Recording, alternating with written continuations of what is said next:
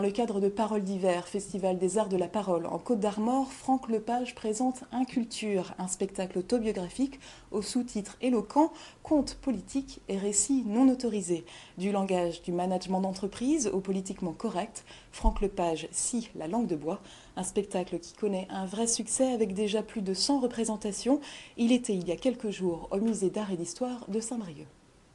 Le premier intervenant s'appelle Monsieur Franck Lepage. Alors Monsieur Lepage, je lis pour ne pas me tromper, vous êtes directeur chargé du développement culturel, de la communication, des actions de prospective et de formation à la Fédération nationale laïque, pluraliste, cogestionnaire et démocratique de la jeunesse sociale, solidaire, civique, culturelle et citoyenne de France. C'est bien ça, Monsieur Lepage, je ne me suis pas trompé.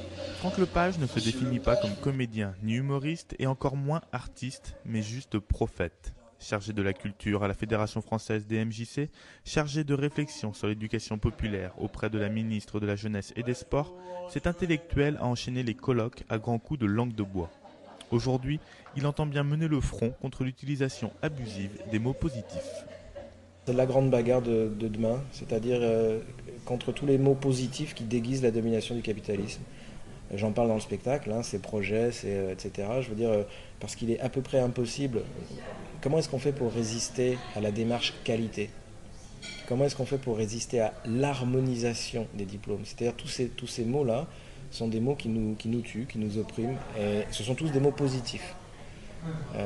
Et donc il va falloir apprendre à se battre contre des mots positifs. Et donc il faut inventer des méthodes de combat contre ça. Et il y a déjà des gens qui ont commencé, il y a des bouquins qui sortent là-dessus.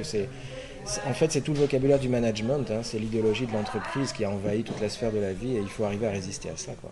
Poser la question de la citoyenneté à l'heure de la décentralisation nous impose de penser la question du lien social en prenant en compte les acteurs. Dénonciation du milieu dit culturel, critique acerbe de la société, tout le monde en prend pour son grade, pour le plus grand plaisir du public.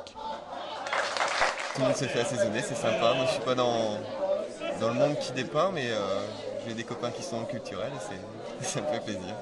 C'est décapant. On en prend tous pour notre grade.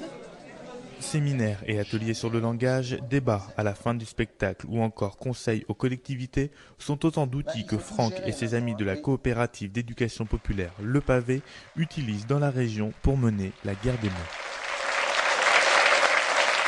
Un spectacle que vous pouvez voir ce mercredi 5 décembre à la salle Athéna à La Motte. Voilà, c'est la fin de ce journal.